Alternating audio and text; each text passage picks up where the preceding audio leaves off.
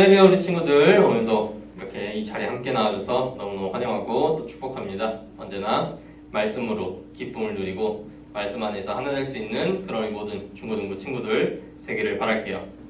이제 오늘 말씀의 주인공은 하박국이라는 선지자입니다. 이 선지자 역시 하나님의 말씀을 대언하였는데 그 말씀 가운데에서 우리에게 주는 기쁨이 무엇인지, 우리에게 주는 깨달음이 무엇인지 생각하는 그런 시간 갖도록 하겠습니다. 이제 하박국 선지자의 이 말씀, 이 하박국 선은 다른 예언자들의 책과는 조금 이야기의 진행이라든지 이런 전달 방식이 굉장히 다른 선지서예요. 대부분의 선지서들을 보면은 선지자들이 하나님의 말씀을 듣고 하나님께서 이렇게 말씀하셨습니다. 하나님께서 이렇게 하시리라 말씀하셨습니다. 라고 써있는 게 여기에 성경책에 보면은 많은 선지자들의 글이 그렇게 쓰여 있어요. 근데 하박국은 이러한 선지서들과 조금 다른 게 질문하고 답하는 방식으로 이 책이 기록되어 있어요. 먼저 하박국이 하나님께 질문을 하면 하나님께서는 하박국에게 답을 주고 이런 문답이 오고 가는 게 하박국의 이 내용이에요. 하박국은 남유다에서 활동했던 선지자인데 남유다의 멸망의 시기에 하나님께 물어보았던 거예요. 질문을 던진 거죠. 하나님, 왜 이 땅이, 왜 이 나라가 멸망하게 되었습니까? 하나님께서 사랑하시는 이 이스라엘 백성들이 왜 고통당해야 되고 왜 이방 민족들에게 압제를 당하는 수모를 겪어야 됩니까? 라고 선지자 하박국은 하나님께 질문한 거예요. 거기에 대해서 하나님께서는 그 질문에 대답해 주시면서 이 묵시의 말씀, 이것을 반드시 기록해서 이것이 반드시 일어날 것임을 말씀하셨어요. 이스라엘의 멸망의 원인, 이거는 우리가 여러 선지서들 가운데에서 배웠듯이 이스라엘의 타락 때문이고 이스라엘이 우상을 섬겼기에 그들에게 멸망의 운명이 찾아올 수밖에 없었던 거예요. 북이스라엘이 그랬고 남유다가 그랬던 것처럼 그들은 하나님을 열심히 섬기기보다는 여기저기 다른 신들을 쫓아가는 걸 좋아했고 그들에게 제사 지내고 그들이 주는 쾌락에 취하는 것에 너무나 즐거워하였던 그런 이스라엘이었기 때문에 그들은 하나님의 심판의 대상이 될 수밖에 없었던 거예요.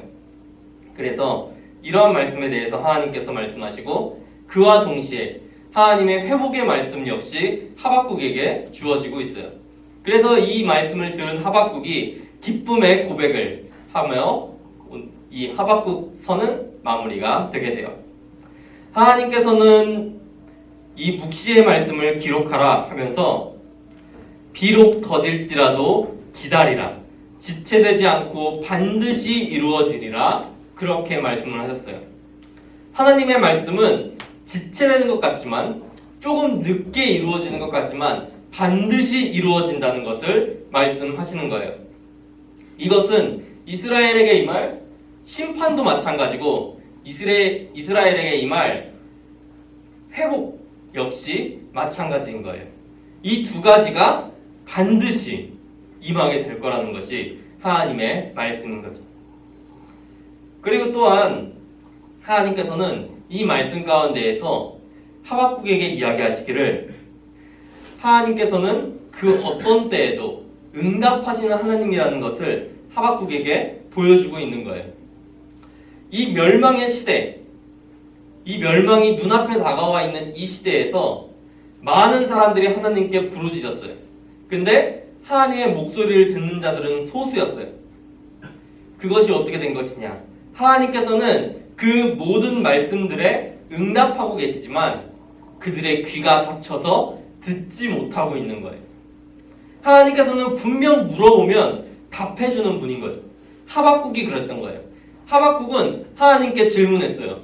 왜 우리가 이런 멸망의 운명에 당해야 합니까? 우리가 왜 이렇게 고난당해야만 합니까? 하나님 언제까지 두고만 보실 겁니까? 그 울부짖음, 질문, 그 물음 가운데에 하나님께서는 전부 답변해 주신 거예요. 하나님께서는 이 질문은 답해주고 이 질문은 회피하고 그런 게 아니라 모든 질문 가운데에 전부 답해 주셨던 분이 하나님인 거예요. 그러니까 우리는 하나님께 기도할 수 있어야 하고 하나님께 물어볼 수 있어야 돼요.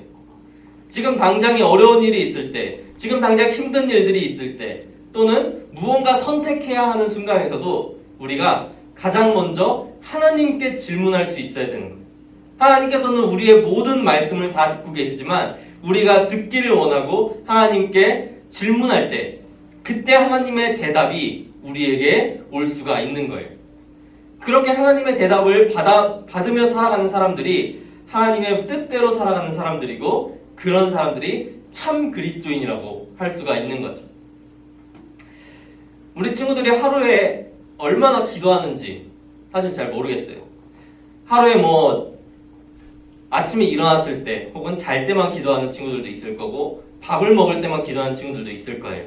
아니면 아예 기도를 안 하는 친구들도 있을 수 있어요.